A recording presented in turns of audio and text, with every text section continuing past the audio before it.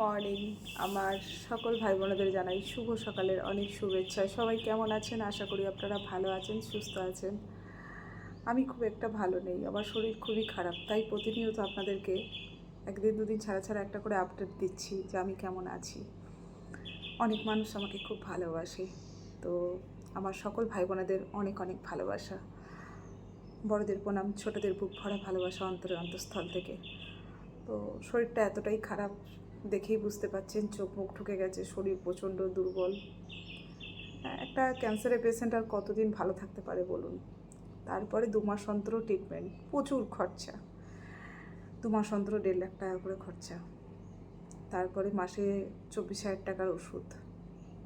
মানে রাজরোগ, ভগবান এমন একটা রোগ দিয়েছে, কি আর বলবো। এই রোগের কোনো সেরকম ট্রিটমেন্ট আমি এখনও পর্যন্ত খুঁজে পেলাম না। যাই হোক, বেঁচে আছি। আমার বাড়ির মা মনসা আছে, তারপরে তো মা আছেন, মানে যার কথা বলছি আমাদের কৃষ্ণকালী মা। আমি ওনার কাছে গিয়েছিলাম, তো ওনার কাছে গিয়ে সত্যি আমার খুব ভালো লেগেছে।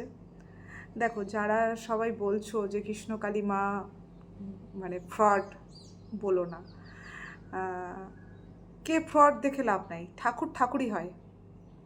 মন থেকে, মানে একদম মন থেকে ভক্তি করে যদি রাস্তা থেকে একটা পাথরের টুকরো তুলে নিয়ে এসো, তাকে একটু গায়ে মাথায় জল দিয়ে একটা ফুল দিয়ে যদি পুজো করা হয়, সেও কিন্তু ঠাকুর রূপে পরিণত হয়।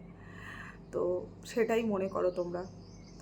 যদি কৃষ্ণকালী মায়ের মন্দিরে গিয়ে যদি কিছু ভালোই না হতো, তাহলে এই লক্ষ লক্ষ মানুষ দূর দূরান্ত থেকে ভিড় হতো না, আসতো না কেউ। আমি ওখানে গিয়ে 5 থেকে 6 ঘন্টা দাঁড়িয়ে থেকে লাইনে পুজো দিয়েছি।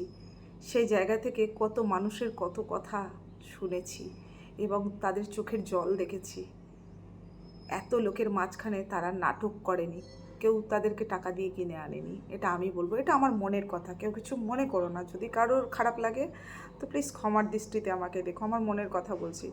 আমি ওই 5-6 হাজার মানুষের লাইনে দাঁড়িয়ে আমি কিন্তু পুজো দিয়ে এসেছি, ওই ত্রিশূল আমার মাথায় ঠেকিয়েছে। যাই হোক, ভক্তি মনে থাকা উচিত, ঠিক আছে? ভক্তিটা মনে রাখো। বলে ভগবান খুঁজতে যেতে হয় না রে ভাই মন্দিরে, ভগবানকে খুঁজে দেখ আছে তোর অন্তরে। তো তোমরা যদি চোখ বন্ধ করে একটা নির্ঝুম জায়গায় বসে চোখ বন্ধ করে মানে ভগবানকে ডাকো, তোমাদের আশা অবশ্যই পূরণ হবে। আমি মানি এটা, মিতালি পাল, আমি মানি। কেন বলছি? আমার বাড়িতে মা মনসা আছে। আজকে আমায় 17 থেকে 18 বছর হয়ে গেল ক্যান্সারের সাথে লড়াই করছি। কখনো কেউ শুনেছেন কি যে একটা ক্যান্সারের পেশেন্ট এত বছর বেঁচে থাকে? থাকে না। 1 বছর আগে ব্রেন স্ট্রোক হলো, সেই ভিডিও দেওয়া আছে আপনাদের কাছে। মানে একদিকটা প্যারালাইসিস হয়ে গেল। একটা প্যারালাইসিসের রুগী বিছানা ছেড়ে উঠতে পারে না। আমাকে দেখুন, আমি কিন্তু দাঁড়িয়ে আছি।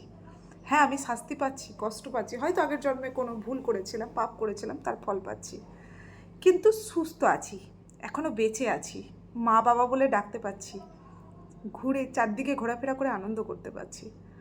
তা 17-18 বছর ধরে ক্যান্সারে ভোগা এই মেয়েটাকে দেখে আপনারা কিছু শিখুন, ঠিক আছে? আমার যে ক্যান্সার হয়েছে, এটা আমি আমার মানে মনের মধ্যে জায়গা দিই না। আমাকে এটা ভাবতে হয় সব সময় যে আমাকে যে বিয়ে করে নিয়ে এসছে, যে সকাল শেষে, সারা দিনের শেষে, রাতের শেষে, সকালবেলা উঠে উনি ডিউটি যায়, উনি কি খাবেন এসে, ওনার জন্য কি করতে হবে, এবং মেয়ে স্কুল যাবে, মেয়েকে দেখতে হবে, পুরো পরিবারটাকে সামলাতে হবে আমাকে। কেন? আমি ছাড়া আমার পরিবারটা ভেসে যাবে। আর কেন কি আপনারা জানেন, আমার একটা ছোট্ট 7 বছরের মেয়ে আছে, সে কিন্তু এখন অবুঝ। একটা 7 বছরের শিশু কিন্তু কিছু জানে না। সবাই বলে এখন বাচ্চারা অ্যাডভান্স, কিন্তু অতটাও অ্যাডভান্স নয় যে বাচ্চারা নিজের কাজ নিজে করতে পারবে, ঠিক আছে? তো আমি শুধু ভগবানকে একটাই কথা বলি যে এতগুলো বছর যখন আমাকে বাঁচিয়ে রেখেছো ভগবান, আমাকে আরও কিছুদিন বাঁচিয়ে রাখো। আমার মেয়েটাকে কমসে কম 15 বছরের করে দিয়ে যাই। এখন 7 বছর বয়স, তার মানে এখনও কতগুলো বছর আমাকে বাঁচতে হবে। আর একটা ক্যান্সারের পেশেন্টের কত জ্বালা যন্ত্রণা, কত কষ্ট একমাত্র যার হয়েছে সেই বোঝে। তো ভগবানকে একটাই কথা বলবো, আমার চরম শত্রুরেরও যেন এরকম রোগ না দেয়, রাজরোগ।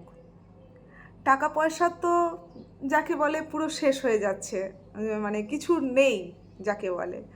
তবে কি করে যে 2 মাস অন্তর টাকা জোগাড় হয়ে যায় সেটা একমাত্র আমার মা মনসাই বলতে পারবে। আমার মা মনসাকে আমি খুব ভক্তি করি। তো আমার বাড়ির মা মনসা সত্যিই খুব জাগ্রত। আশা করি তোমরা সেই ভিডিও পেয়েছো আমার কাছ থেকে। তো ভিডিওটা খুব বড় করব না। তো তোমাদের একটাই কথা বলবো যে সত্যি করেই আমাদের যে মা কৃষ্ণকালী সত্যি খুব জাগ্রত। আমি ফল পাচ্ছি, একটু একটু করে পাচ্ছি। তো তোমরাও মন থেকে ভক্তি করে ডাকো, ঠিক আছে? 108 বার করে মায়ের মন্ত্র জপ করো। মায়ের মন্দিরে যদি না যেতে পারো, আর একটা করে জবা ফুল 108 বার জপ করে একটা করে জবা ফুল খাও।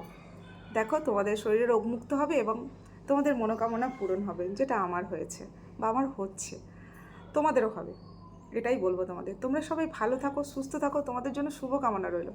আমার পরিবারে কেউ আসে না বলে আমার কোনো রাগ অভিমান নেই, কেন আমি তো নিজেই কারোর পরিবারে যেতে পারি না। আমি একজন ব্যর্থ মানুষ, যেখানেই হাত দিই সেখানেই কয়লা হয়ে যায়, সোনা আর হয় না। সুখের আশা অনেক দিন ধরেই করেছি। তো যাই হোক, তাও বলবো পৃথিবীর সর্বসুখী আমি কিন্তু পৃথিবীর সর্বসুখী। আমি সুখে আছি, ভালো আছি। কেন বলবো?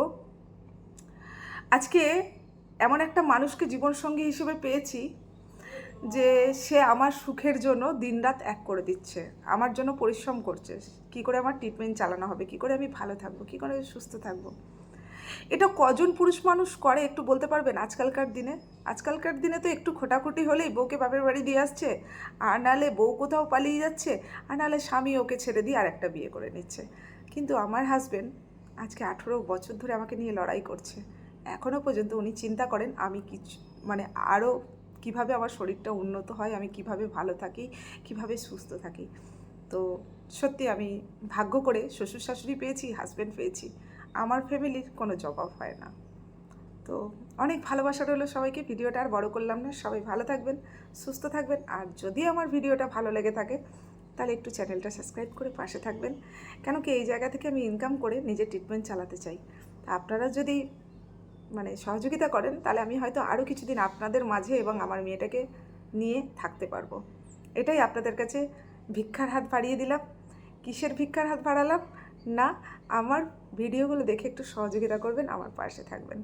সবাইকে অসংখ্য ধন্যবাদ। আর মৌসুমী দিদিভাই আর বাকি সবাইকে বলছি, আমার অর্পিতা দিদিভাই, প্রত্যেককে বলছি তোমাদেরকে অনেক ভালোবাসা, অনেক ভালোবাসা। ওই মৌসুমী দিদিভাইকে বলছি যার গার্ডেন আছে, ছাদ বাগানে যিনি সবজি লাগান, আমাকে প্রচণ্ড ভালোবাসেন দিদিভাই। দিদিভাই তুমি যদি পারো তোমার ফোন নাম্বারটা একটু দিও, তোমার সাথে একটু কথা বলবো।